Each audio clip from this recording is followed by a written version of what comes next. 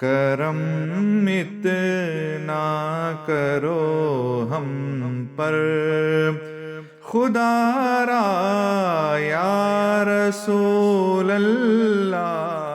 جانتے ہو کون یہ قوم ہے جنہیں عرب کے مرد طاہرہ کے لقب سے یاد کیا کرتے تھے، طیبہ کے لقب سے یاد کیا کرتے تھے، اور وہ کوئی معمولی عورت نہیں تھی بلکہ پورا عرب ان کی دولت کا مقابلہ نہیں کر سکتا تھا۔ دولت کے معاملے میں وہ پورے عرب میں سب سے آگے تھی، غلام رکھنے کے معاملے میں وہ پورے عرب سے سب سے آگے تھی، زمینیں اور جاگیریں رکھنے کے معاملے میں وہ پورے عرب میں سب سے آگے تھی، کاروبار کو پھیلانے کے معاملے میں، کپڑے کی تجارت کے معاملے میں، مسالوں کی تجارت کے معاملے میں، جانوروں کی تجارت کے معاملے میں پورا عرب کا کوئی مرد بھی تجارت کے معاملے میں ان سے مقابلہ نہیں کر سکتا تھا، بلکہ اس دیوبند کے سامنے ہر تاجر اپنا ہتھیار ڈال دیتا تھا اور کہتا تھا کہ طیبہ اور طاہرہ کی تجارت کا ہم مقابلہ نہیں کر سکتے۔ وہ تو بلند خاتون ہے، وہ تو شریف خاتون ہے، وہ تو ایماندار خاتون ہے، اور وہ ایسی بلند خاتون ہے، وہ ایسی مالدار خاتون ہے کہ مکے میں اس عورت کے بارے میں ایک چیز مشہور تھی کہ اگر کسی کو امیر ہونا ہے تو اس گھر کا نوکر بن جائے، اس لیے کہ اس گھر کا نوکر امیر بن جاتا ہے، اس گھر کا نوکر پیسے والا بن جاتا ہے، اس گھر کا نوکر کاروباری بن جاتا ہے، اس گھر کا نوکر سیٹ ہو جاتا ہے۔ تو مکے میں سارے لوگ غلامی کے لیے اپنے آقا کے ہاتھ کے نیچے جاتے، تندرستی میں اپنے آقا کے ہاتھ کے نیچے جاتے، مگر مکے میں ایک ایسی چوکھٹ تھی کہ لوگ امیر بننے کے لیے اس چوکھٹ کی نوکری کو قبول کرتے، لوگ عزت پانے کے لیے اس چوکھٹ کی نوکری کو قبول کرتے، اور اس چوکھٹ میں رہنے والی رئیسہ، اس چوکھٹ میں اس گھر میں رہنے والی مالکنی اور اس گھر میں رہنے والی ملکہ کا نام ہے سیدہ بی بی خدیجہ الکبریٰ۔ حضرات محترم، سیدہ بی بی خدیجہ الکبریٰ ام المومنین، کون بی بی خدیجہ الکبریٰ؟ اسلام کی خاتون اول، اسلام کی خاتون اول، اور سارے مسلمانوں میں سب سے بلند عظمت رکھنے والی، سب سے بڑی فضیلت رکھنے والی، اور سب سے بڑی عزت اور سب سے بڑی عظمت اسلام میں رکھنے والی خاتون کا نام ام المومنین بی بی خدیجہ الکبریٰ سلام اللہ علیہا ہے۔ میرے دوستو، یہ بی بی خدیجہ الکبریٰ 10 رمضان کو آپ کی وفات کا دن ہے، اعلان نبوت کے 10ویں سال 10 رمضان کو آپ اس دنیا سے پردہ فرمائی۔ رسول اکرم صلی اللہ علیہ وسلم کی زوجہ خاص، اتنی خاص بیگم رسول اکرم صلی اللہ علیہ وسلم کی، اتنی خاص بیگم کہ جب تک بی بی خدیجہ الکبریٰ باحیات رہی اس وقت تک آقا دو عالم صلی اللہ علیہ وسلم نے کوئی اور نکاح کرنا پسند نہیں کیا، کوئی اور نکاح کرنا پسند نہیں کیا۔ اتنی خاص بیگم آقا دو عالم صلی اللہ علیہ وسلم کی 25 سال جو ہم خدم رسالت رہی، 25 سال جو رسالت کی ہمراہ بن کر رہی، اور 25 سال جو آقا دو عالم صلی اللہ علیہ وسلم کے ہمدم بن کے رہی، اور 25 سال جو رسول اکرم صلی اللہ علیہ وسلم کے ساتھ مصائب کو برداشت کیا، 25 سال جس نے رسول اکرم صلی اللہ علیہ وسلم کے ساتھ بھوک اور پیاس کو برداشت کیا، 25 سال جس نے رسول اکرم صلی اللہ علیہ وسلم کے ساتھ لوگوں کے تعلق کو برداشت کیا، اور وہ خاتون اگر وہ چلتی تو لوگ جن کے استقبال کے لیے مخملی قالینوں کو بچھانا بھی بہت چھوٹی بات سمجھتے تھے، ایسی خاتون کا آنگن عرب کے جاہلوں کی طرف سے کانٹوں کا بچھوڑا بن جاتا ہے، تو مخملی خاتون کے قدم رکھنے والی عورت رسول اکرم صلی اللہ علیہ وسلم کی محبت میں کانٹوں کو اختیار کیا، کانٹوں کی چبن کو آپ نے اختیار کیا، بھوک اور پیاس کو آپ نے اختیار کیا۔ ایسی باوفا، باعظمت، طیبہ، طاہرہ، سیدہ بلکہ میرے دوستوں میں آپ کو بتاؤں، ایک چھوٹے سے جملے میں آپ کو بی بی سیدہ خدیجہ الکبریٰ سلام اللہ علیہا کی شان بتاتا ہوں کہ آپ کی عظمت اور آپ کی فضیلت بتانے کے لیے کوئی لمبی تقریر کرنے کی ضرورت نہیں ہے، کوئی لمبے کتابیں پڑھنے کی ضرورت نہیں ہے، بلکہ ایک ہی جملے میں بی بی خدیجہ الکبریٰ کی فضیلت کیا ہے، آپ کی عظمت کیا ہے، آپ کو سمجھ میں آئے گی ایک ہی جملے میں۔ اور وہ جملہ کیا ہے سنو، شہزادی رسول، سیدہ بطول، جگر گوشہ نبوت، بی بی فاطمہ سلام اللہ علیہا، یہ کون ہے؟ جنت کی سردار ہے۔ بی بی فاطمہ کون ہے؟ جنت کی سردار ہیں، خاتون جنت ہیں، جنت کی عورتوں کی سردار ہیں، اور خاتون جنت کے لقب سے یاد کیا جاتا ہے۔ تو بی بی فاطمہ خاتون جنت ہے، تو اسی فاطمہ کی جنت کا نام خدیجہ ہے۔ کون خدیجہ؟ ارے جن کی بیٹی بی بی فاطمہ خاتون جنت ہے، تو خاتون جنت کی جنت جن کے قدموں کے نیچے ہے، اس ذات کا نام خدیجہ الکبریٰ ہے۔ ایسی شان والی کہ خاتون جنت، مالک جنت کی جنت کا نام خدیجہ الکبریٰ۔ اور دیکھیے پھر آپ کی شان کیا ہے، میں آپ کو بتاتا ہوں کہ آپ بیوہ ہیں، آپ بیوہ ہیں، اور اللہ تبارک و تعالیٰ نے آپ کے مقدر کو اتنا بلند کیا، اتنا بلند کیا، اتنا بلند کیا کہ ایک رات میں آپ خواب دیکھ رہی ہیں۔ کیا خواب دیکھتی ہیں؟ اور یہ خواب دیکھنے والی کون ہے؟ سنو میرے دوستوں، اس زمانے کے بڑے رئیس، بڑے عرب پتی اس زمانے میں بی بی خدیجہ کی چوکھٹ پہ ٹھہرنے کو اپنی عزت سمجھتے تھے۔ ایسا مکے میں پوزیشن رکھنے والی خاتون، اتنا مال رکھنے والی خاتون یہ خواب دیکھ رہی ہے۔ کیا خواب دیکھتی ہے؟ کہ خواب دیکھتی ہیں کہ سورج نکل گیا، اور وہ سورج نکل گیا، اور نکل کر وہ سورج آسمان میں ٹھہرا نہیں، بلکہ وہ سورج قریب ہوتا گیا، قریب ہوتا گیا، قریب ہوتا گیا، قریب ہوتا گیا، قریب ہوتا گیا، بی بی خدیجہ کی چوکھٹ میں آیا، اور پھر آپ کے گھر میں آیا، اور آپ کے گھر میں آ کر وہ سورج رک گیا، اور آپ کے گھر سے سورج نے ساری دنیا میں روشنی پھیلائی، ساری دنیا میں وہ روشنی پھیلائی۔ تو آپ کی زندگی کا یہ بڑا عجیب سا خواب تھا۔ صبح اٹھی، سوچنے لگی کہ اس کی تعبیر کیا ہوگی۔ تو اس زمانے کے بڑے معبر، خوابوں کی تعبیر بتانے والے، آسمانی کتابوں کے عالم، اہل کتاب ورقہ بن نوفل، جو بی بی خدیجہ الکبریٰ کے پھپھیرے بھائی تھے، ایک مقام پہ چچیرے بھائی بھی ذکر آتا ہے، بہرحال آپ کے رشتے کے بھائی تھے، جو کہ خواب کی تعبیر بتانے میں وہ بڑے ماہر تھے خواب کی تعبیر بتانے میں۔ تو سیدھے اپنے رشتے کے بھائی کے پاس گئے، اور جا کر انہوں نے جیسا خواب دیکھا تھا وہ ام المومنین نے بتایا۔ تو ورقہ بن نوفل ماہر تھے خوابوں کی تعبیر کے، تورات، زبور، انجیل کے وہ مفسر تھے، آسمانی کتابوں کا بہت بڑا علم ہو جانتے تھے، اہل کتاب تھے، بہت بڑا علم جانتے تھے۔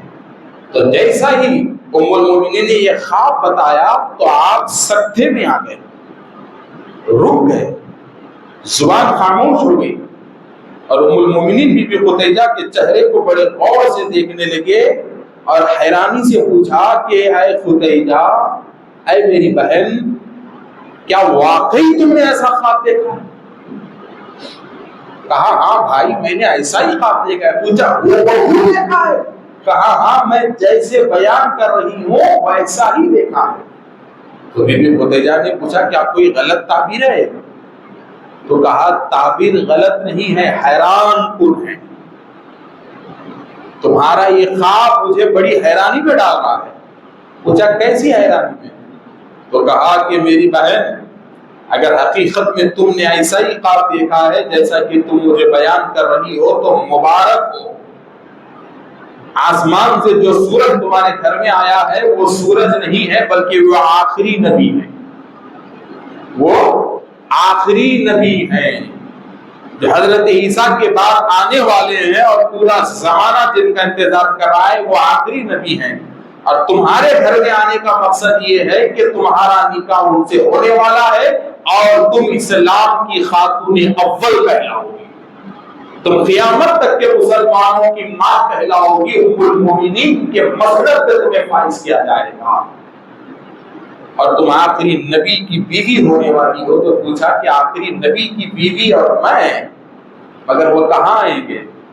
تو ورقہ بن نوفل نے، جو کہ کتابوں کا علم، پچھلے کتابوں کا علم وہ جانتے تھے، سارا ڈاٹا دے دیا، کہا کہ مکے ہی میں ہیں، مکے میں خاندان قبیلہ قریش ہوگا، خاندان بنو ہاشم ہوگا، یہ سارے سگنلز بتا دیے۔ اب گھر میں آئی اور بڑے غور سے دیکھنے لگی کہ آخر کون ہے قریش میں آخری نبی، کون ہے؟ بے چینی بڑھنے لگی کہ کب یہ خواب کی تعبیر پوری ہوگی، کب یہ خواب کی تعبیر پوری ہوگی۔ تو مختصر کر دیتا ہوں، مختصر یہ کہ ایک دن رسول اللہ صلی اللہ علیہ وسلم اپنے چچا حضرت ابو طالب کے سامنے بیٹھے ہوئے اور آپ کی پھوپھی بی بی عاتیقہ بھی بیٹھی ہوئی، تو رسول کرم صلی اللہ علیہ وسلم اپنے بھتیجے حضرت ابو طالب اپنے بھتیجے رسول کرم صلی اللہ علیہ وسلم کو غور سے دیکھا، تو پھوپھی بی بی عاتیقہ نے پوچھا کہ بھائی جان کیا دیکھ رہے ہو؟ حضرت ابو طالب نے کہا کہ بہن، ابو طالب وہ بوڑھا ہو چکا ہے، میری کمر میں اب وہ طاقت نہیں کہ میں ٹھہر سکوں، نہ میرے بازو میں وہ طاقت ہے کہ میں زمانے کا مقابلہ کر سکوں، میں یہ دیکھ رہا ہوں کہ میں بوڑھا ہو رہا ہوں اور میرا بھتیجا جوان ہو رہا ہے، اب مجھے میرے بھتیجے کی نکاح کی فکر ہے، میں چاہتا ہوں کہ میرے بھتیجے کا میں نکاح کروں، اس سے پہلے کہ میری آنکھ ٹھنڈی پڑ جائے میں اپنے بھتیجے محمد کا نکاح کرنا چاہتا ہوں، مگر اس سے پہلے کہ میں میرے بھتیجے کو کچھ کاروبار سے جوڑنا چاہتا ہوں۔ تو آپ کی پھوپھی رسول اللہ صلی اللہ علیہ وسلم کی پھوپھی وہاں بیٹھی ہوئی تھی، اتنا سننا تھا حضرت ابو طالب کی زبان سے کہ میں میرے بھتیجے کو نکاح سے پہلے کاروبار سے جوڑنا چاہتا ہوں، تو دیکھیے خواب کی تعبیر کیسے کھل رہی ہے۔ ادھر رسول اللہ کی پھوپھی نے کہا حضرت ابو طالب سے کہ بھائی جان اگر آپ اجازت دیں تو میں خدیجہ سے بات کر لوں گی۔ پوچھا کس لیے؟ کہا کہ خدیجہ کا بزنس اتنا بڑا ہے، تجارت اتنا پھیلا ہوا ہے کہ کئی تاجر ان کے پاس کم پڑتے ہیں، میں جا کے کہہ دوں گی کہ میرے بھتیجے کو بھی کچھ مال دیجئے، میرے بھتیجے کو بھی کچھ اشیاء دیجئے، وہ بھی جائیں گے بیچیں گے لائیں گے، جو اجرت ہے انہیں دیجئے، میں بات کروں گی۔ حضرت ابو طالب نے اجازت دے دی، چونکہ بی بی خدیجہ پہلے ہی سے منظور نظر بنا کے رکھی تھی، آپ کے اخلاق، آپ کی عادتیں، آپ کے اٹھنا اور بیٹھنا دیکھ کر آپ کو یقین ہو چکا تھا کہ یہی آخری نبی ہے، یقین ہو چکا تھا کہ یہی آخری نبی ہے۔ اور جب رسول اللہ کی پھوپھی نے کہا کہ میرے بھتیجے کو میں آپ کے ساتھ کاروبار میں شامل کرنا چاہتی ہوں، کسی قافلے میں آپ روانہ کر دیجیے، تو بی بی خدیجہ بڑی خوش ہوئی، کہا کہ یہ تو میری خوش قسمتی ہے کہ پورا مکہ جسے امین کہہ کے پکارتا ہے، جسے امانتدار کہہ کے پکارتا ہے، جسے صادق کہہ کے پکارتا ہے، ایسا امین اور ایسی صادق شخصیت میرے کاروبار میں شامل ہو جائے اور میرے کاروبار کے قافلوں کی وہ نگرانی کرے، یہ تو میرے لیے خوش قسمتی ہے۔ آپ نے خوش قسمتی کا اظہار کیا، سیدھا گئی اور جا کے حضرت ابو طالب سے کہا کہ خدیجہ سے بات ہو گئی ہے، آپ کے بھتیجے کو بھیجیے۔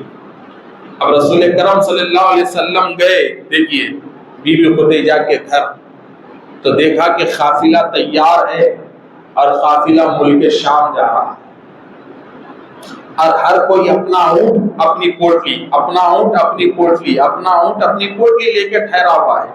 یعنی کہ جس کو جو ذمہ داری دی گئی، کسی کو کپڑوں کی، کسی کو دانوں کی، کسی کو مسالوں کی، فلاں آئٹم ہر ایک کو دیا گیا بیچنے کے لیے. تو ہر کوئی اپنے اپنے جانور کے سامنے ٹھہرا ہوا ہے. اب رسول اکرم صلی اللہ علیہ وسلم کی پہلی ملاقات ہے، ٹھہرے ہوئے ہیں. تو بی بی خدیجہ الکبریٰ رسول اللہ سے کچھ نہیں کہتی، بلکہ اپنے غلام میسرہ کو بلاتی ہیں، اور غلام میسرہ کو بلا کر کہتی ہیں کہ میسرہ دیکھو، یہ جو شخصیت ہے، یہ جو خاندان بنو ہاشم کے جو شہزادے ہیں نا، یہ جو محمد بن عبداللہ ہے نا، یہ خدیجہ کا سامان لے کر نہیں جا رہے ہیں، بلکہ یہ اس قافلے کی عظمت والی شخصیت ہے، یہ عظمت والی شخصیت ہے، یہ باوقار شخصیت ہے، لہذا یہ بڑی سادی زندگی گزارتے ہیں، تو انہیں یوں ہی مت لے جانا، بلکہ ان کے لیے پہلے اچھے جوڑے خریدنا، ان کے لیے اچھے جوڑے خریدنا، اور ایک پوٹلی بھی ان کے ہاتھ میں نہ دینا، بلکہ مالکوں جیسا سلوک پورے سفر کو ان کے ساتھ کرنا.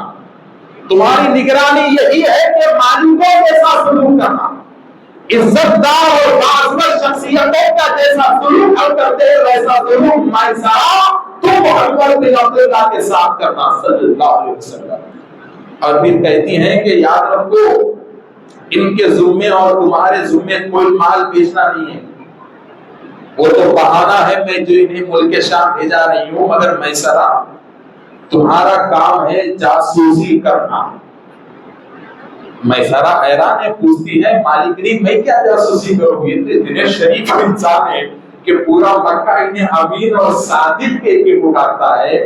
تو کہا تم نہیں جانتے وہ راز جو میں ڈھونڈ رہی ہوں، بس ان کے چلنے پھرنے اٹھنے بیٹھنے بات کرنے پہ گہری نظر رکھو اور وقت پہ رپورٹ مجھے پہنچاتے ہو.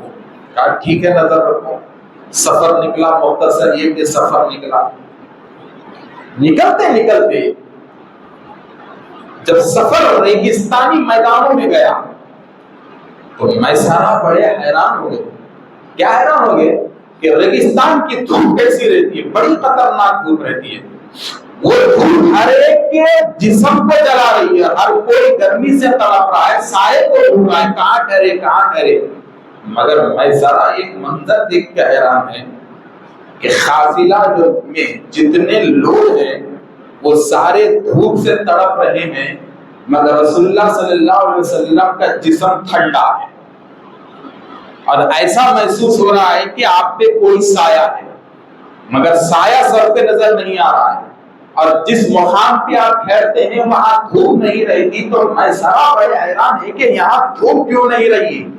سر اٹھا کے دیکھا تو بڑے حیران ہو گئے کہ رسول اللہ جیسے جیسے قدم کو آگے بڑھاتے ہیں، آسمان میں ٹھنڈے بادل کا ٹکڑا ویسے ویسے آگے بڑھا ہے، ویسے ویسے ٹھنڈے بادل کا ٹکڑا آگے بڑھا. وہ بادل رسول اللہ صلی اللہ علیہ وسلم کے لیے چھتری کا کام کر رہا، آقا تو دھوپ نہیں لگ رہی.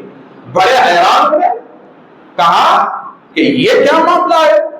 بڑے سے بڑے بادشاہ کا ہم نے ایسا پروٹوکول نہیں دیکھا، بڑے سے بڑے بادشاہ کے لیے ہم نے ایسا انتظام نہیں دیکھا کہ آسمان جن کے لیے سایہ دے، بادل جن کے لیے چھتری بن جائے. ضروری یہ سب سے الگ شخصیت ہے میسرہ سمجھتے، سب سے الگ شخصیت یہ ہے. تو ذرا دیکھیے حیران پریشان ہے. اور پھر ایک خاص بات، اس سفر میں ایک اور موزی شخصیت تھی مکے کی، حضرت ابوبکر صدیق. اور حضرت ابوبکر صدیق بھی یہ سارے معاملات کو غور کر رہے تھے، سارے معاملات کا غور کر رہے تھے. آگے گئے، ایک مقام آیا، رک گئے. اب وہاں پہ عیسائیوں کا عبادت خانہ تھا. جب تاریخ میں آتا ہے کہ وہ یہودیوں کا تھا، بجائے کا راہب کا ایک گھر تھا. وہاں رک کے قافلے کو رکایا گیا اور اعلان کیا گیا کہ آج کی رات پڑاؤ یہی ہوگا.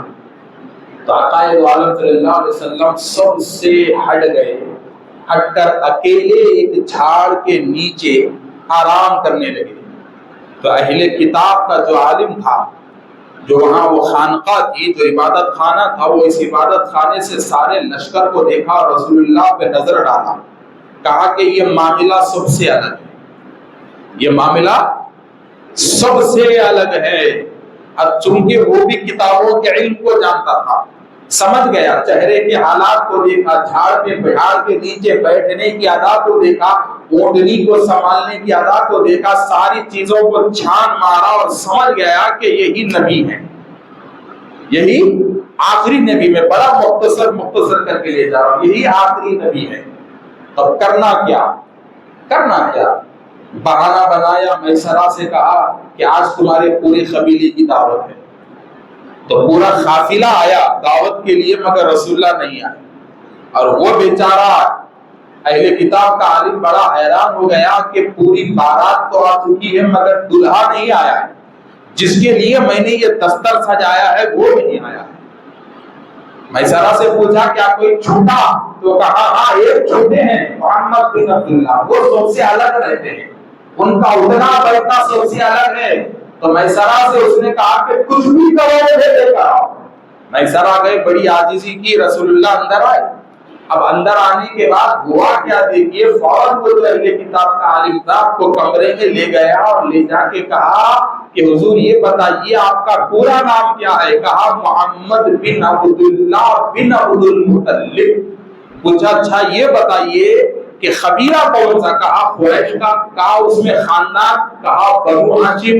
کہا کہ آپ ابن عبد المطلب بھی ہے، قریشی بھی ہے، بنو ہاشم بھی ہے۔ تو کہا تھوڑا اپنا کرتا اٹھائیے۔ رسول اللہ نے پوچھا وہ کیوں؟ تو کہا بس جو تورات، زبور، انجیل اور دوسرے نبیوں کی زبان سے جو پڑھا گیا سنا گیا وہ دیکھنا چاہتا، اٹھائیے۔ تو رسول اللہ نے اٹھایا تو مہر نبوت نظر آئی، چوم لیا، کہا لبیک یا رسول اللہ، میں گواہی دیتا ہوں کہ آپ ہی اللہ کے آخری رسول اور آخری نبی ہیں۔ اور کہا کہ اب آپ آگے مت جائیے، اس لیے کہ یہود آپ کے دشمن بن جائیں گے، یہود آپ کے دشمن بن جائیں گے۔ اب یہ سارا معاملہ معلوم ہو گیا۔ مختصر یہ کہ ملک شام سے وہ قافلہ واپس آ گیا۔ اب قافلہ مکے میں آنے سے پہلے میسرہ نے بی بی خدیجہ کو ایک غلام کے ذریعے ساری رپورٹ دے دی، ایسا ہوا ویسا ہوا، ایسا ہوا ویسا ہوا، فلاں ہوا۔ تب یہ جو ساری کیفیتیں سنی گی بی بی خدیجہ نے تو دل مچل گیا اور یقین ہو گیا کہ یہی آخری نبی ہے۔ اور جب بی بی خدیجہ کے پاس ایک اور غلام آیا اور کہا کہ مالکنی کچھ دیر میں ملک شام سے قافلہ واپس ہو کر آپ کی بستی میں آنے والا ہے، تو آپ اپنے گھر کی بالکنی میں گئی اور وہاں بے اختیار انتظار کرنے لگی قافلے کا۔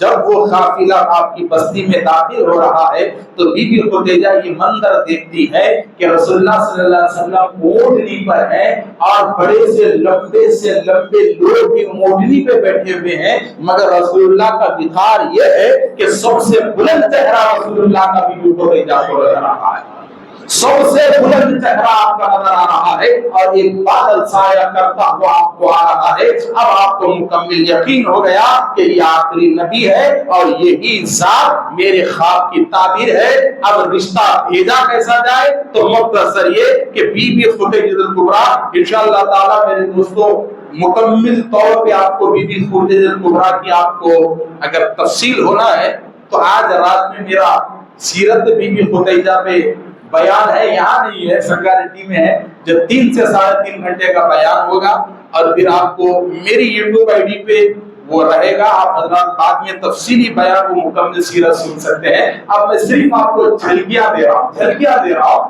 تب دیکھیے کہ سہیلی کے ذریعے نکاح کا پیغام بھیجا، حضرت ابو طالب نے اس پیغام کو قبول کیا، رسول اللہ بھی رضامند ہو گئے۔ اب بارات آ رہی ہے آخری نبی کی، اس منظر کو دیکھیے، 40 سال کی عمر، ادھر 25 ادھر عمر، اب بارات آ رہی ہے، اور وہ بارات کی شان و شوکت دیکھیے کہ بی بی خدیجہ نے بارات کے استقبال کے لیے کیا پروگرام بنایا۔ اپنے 100 غلاموں سے کہا کہ میری چوکھٹ پہ ٹھہرے رہو، 100 غلاموں کو کہا کہ چوکھٹ پہ ٹھہرے رہو۔ مکے کی تاریخ کی سب سے مہنگی شادی، مکے کی تاریخ کی سب سے بے مثال شادی اور مکے کی تاریخ کا سب سے بے مثال استقبال اس بارات میں دلہے کا ایسا استقبال کیا گیا تھا، رہتی دنیا تک نہ ایسا استقبال ہوا، نہ اس سے پہلے کسی دلہے کا دنیا میں ایسا استقبال ہوا تھا۔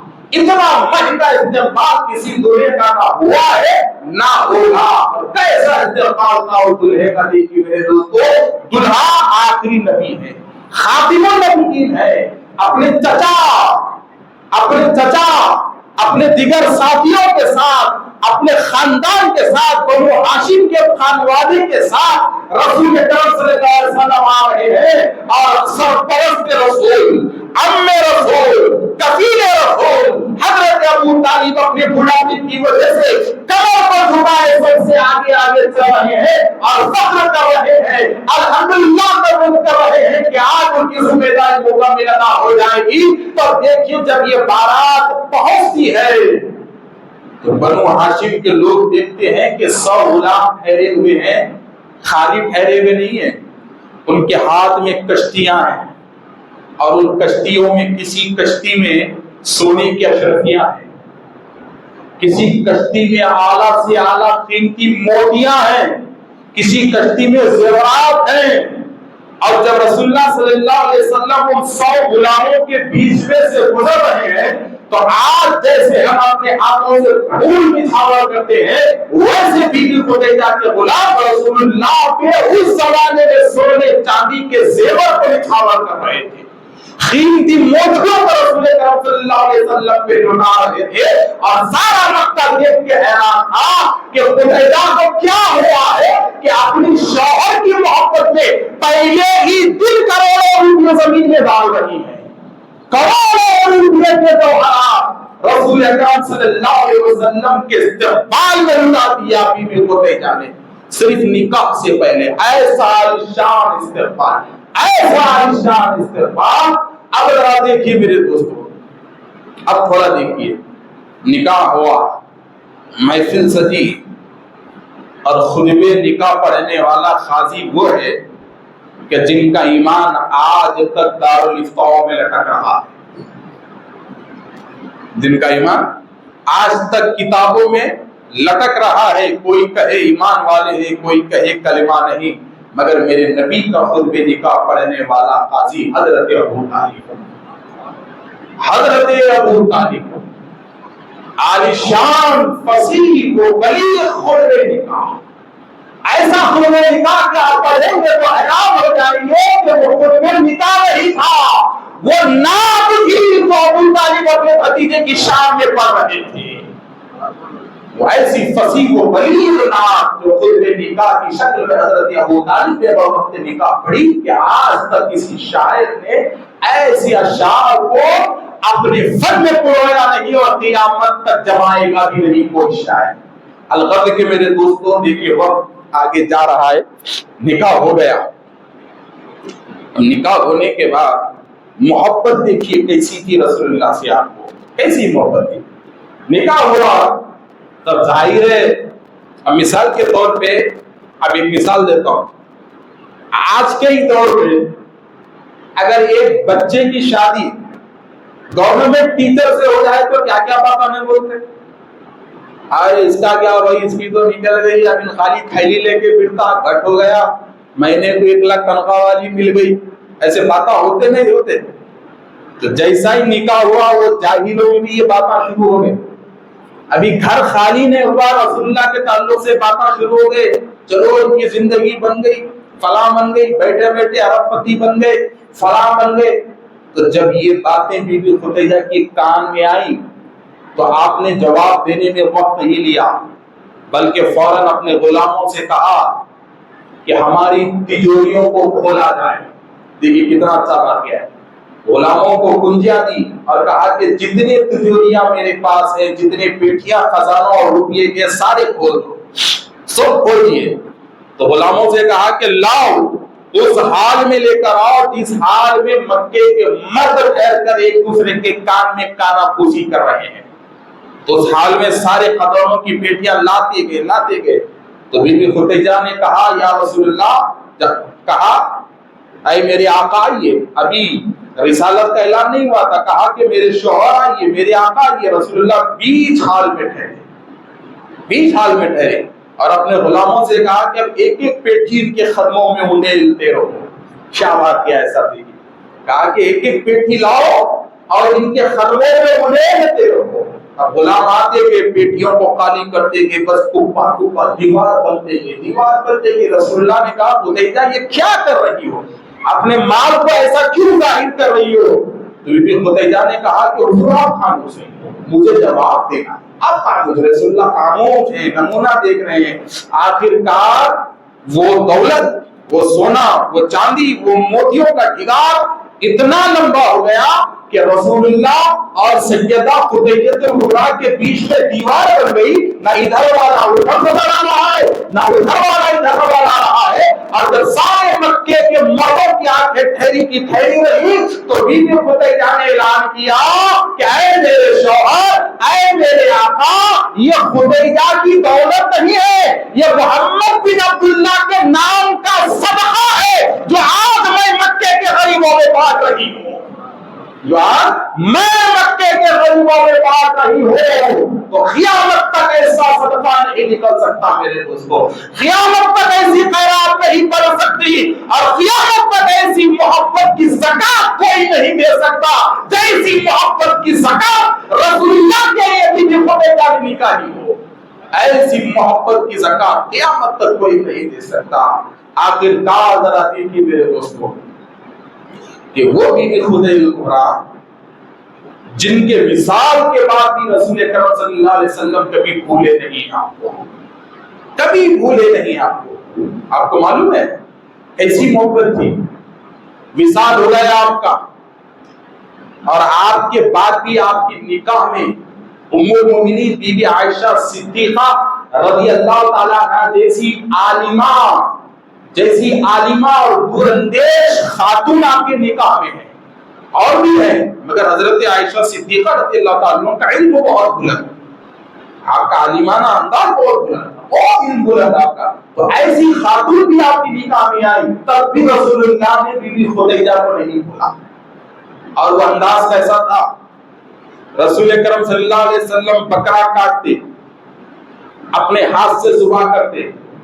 اب آپ یہ بولو جب آپ بکرا کاٹے تو اپنے دوستوں میں دیتے ہیں نا، اپنے بھائیوں میں دیتے ہیں، اپنے رشتہ داروں میں دیتے ہیں، مگر ایسی محبت آپ نہیں لا سکتے۔ جب کبھی رسول اکرم صلی اللہ علیہ وسلم بکرا گھر میں ذبح کرتے تو گھر کے لیے حصہ الگ ہوتا اور ایک حصہ الگ کر دیتے، اور خادموں سے کہتے کہ یہ گوشت لے جاؤ اور خدیجہ کے سہیلیوں میں بانٹ کر آؤ۔ تو آخری لمحے تک رسول اکرم صلی اللہ علیہ وسلم کے گھر میں جب بھی بکرا کرتا برابر گوشت بی بی خدیجہ کے سہیلیوں میں جاتا۔ ایسی محبت بی بی خدیجہ الکبریٰ سے تھی۔ اور دیکھیے وصال کے 10 سال کے بعد بھی رسول اکرم صلی اللہ علیہ وسلم کے کانوں سے بی بی خدیجہ کی آواز ختم نہیں ہوئی تھی۔ ایک مثال میں آپ کو دیتا ہوں، وہ آواز ختم نہیں ہوئی تھی۔ مثال کے طور پہ دیکھیے، رسول اللہ گھر میں بیٹھے ہوئے ہیں، ایک آواز آئی، کیا مجھے اندر آنے کی اجازت ہے؟ تو رسول اللہ تڑپ گئے، کہا کہ اللہ اکبر، یہ تو خدیجہ کی آواز ہے، یہ تو خدیجہ کی آواز ہے۔ رسول اللہ بے قرار ہو گئے، دروازے کے سامنے آئے اور سامنے ٹھہری ہوئی عورت کو دیکھ کے مسکرائے، کہا کہ حالات تم ہو، میں خدیجہ سمجھا، تم ہو، میں خدیجہ سمجھا۔